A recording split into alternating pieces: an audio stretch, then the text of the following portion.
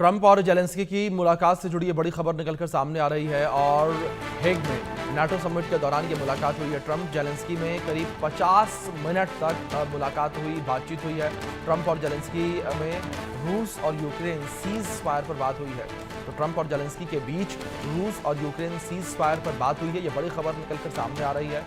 Trump और Zelensky की मुलाकात एक बार फिर से हुई है और 50 मिनट तक ये बातचीत हुई है। हमारे सहयोगी ब्रायन थॉमस लगातार बने हैं, उनका रुख करेंगे अपडेट्स के लिए। लेकिन इस बीच जिस तरीके से बड़ी खबर निकलकर सामने आ रही है, जहां हेग में नाटो समिट के दौरान ये मुलाकात हुई है। ट्रंप और जेलेंस्की की ये मुलाकात काफ़ी अहम बताई जा रही है और कई सारे मायने जो हैं वो इस मुलाकात के निकाले जा रहे हैं। जिस तरीके से 50 मिनट तक दोनों की ये मुलाकात हुई है, ट्रंप और जेलेंस्की के बीच 50 मिनट तक जिस तरीके से बातचीत हुई है, तो कई सारे इसके पहलू जो है वो निकाले जा रहे हैं। जिस तरीके से दोनों के बीच 50 मिनट तक ये बातचीत हुई है, मुलाकात हुई है, तो ऐसे में ये भी कयास लगाए जा रहे हैं कि एक बार फिर से शायद अमेरिका जो है वो जेलेंस्की को समर्थन दे सकता है, सपोर्ट कर सकता है यूक्रेन को। तो युद्ध की स्थिति के बीच ये मुलाकात काफ़ी महत्वपूर्ण बताई जा रही है। ट्रंप और जेलेंस्की में करीब 50 मिनट तक बात हुई है और रूस यूक्रेन सीज फायर पर बात हुई। ट्रंप और जेलेंस्की की ये मुलाकात काफ़ी अहम बताई जा रही है। तस्वीर भी निकलकर सामने आई है मुलाकात की और नाटो समिट के दौरान ये मुलाकात हुई है। ट्रंप और जेलेंस्की में करीब 50 मिनट तक बात हुई है।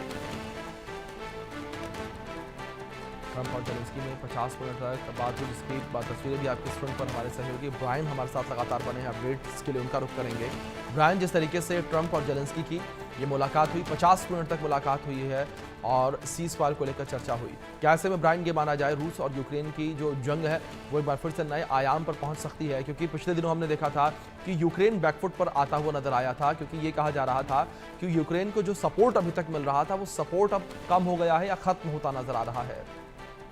जी बिल्कुल, ये बेशक ये बात है कि अगर हम यूक्रेन की बात करें, वो काफी तरीके से अभी एक बैकफुट पे आ गया है, क्योंकि जो उनको जो सपोर्ट था वो काफी हद तक कम होती नजर आ रही है, जो आपने अभी बताया। और ये ट्रंप और जेलेंस्की की एक बड़ी मुलाकात हुई थी और ये नेटो के समिट, जो नेदरलैंड्स में नेटो समिट हो रहा है, उसके दौरान हुआ था। अब ये नेटो समिट के दौरान द हक में ये दोनों मिले थे और लगभग 50 मिनट से ज्यादा इनकी बातचीत चली थी। और ये बातचीत रशिया और यूक्रेन की जो सीज फायर पर ये चर्चा होती हुई दिखी गई थी, क्योंकि ट्रंप और जेलेंस्की का ये पहले भी एक बार मीटिंग हुआ था, पहले कई बार मीटिंग हुआ था, जिसके बीच में रशिया यूक्रेन की सीज फायर पे भी बात हुआ था। और ये 50 मिनट का जो कॉन्वर्सेशन था ट्रंप और यूक्रेन के जो प्रेसिडेंट है जेलेंस्की है, उसके बीच में, उनके बीच में ये बातचीत होती नजर आई थी, जिसमें रशिया और यूक्रेन का जो सीज फायर था उसका मेन चर्चा था, उस पर मेन चर्चा किया गया था।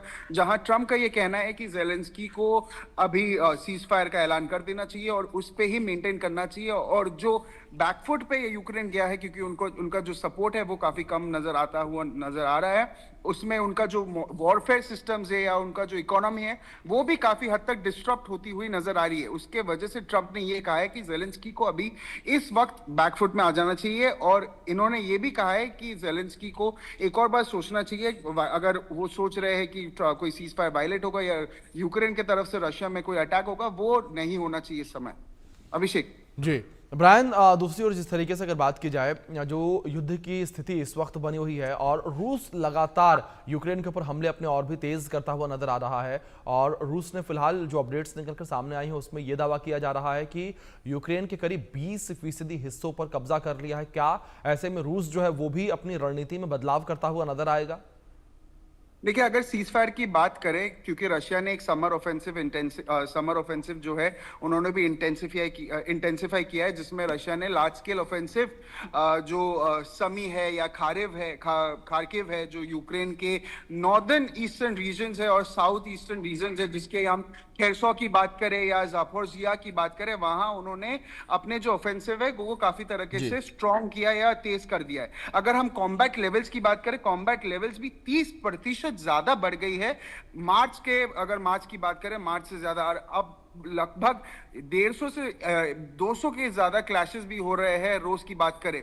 जो कोजांतिन भी किया है वो भी रशिया फोर्सेस ने, जी। वो भी एक टाउन है समी ओबाल्स में, वो उन्होंने जून 2 जून 3 को भी जी। उन्होंने कंट्रोल किया है। पर अगर सीज फायर की बात करें, ट्रंप ने 50 मिनट तक यूक्रेन से बात किया है, और ये एक सीज फायर इवैल्यूएशन की अगर बात करें, वो शायद अगर कॉन्वर्सेशन सही रही तो शायद हो सकती है। बिल्कुल।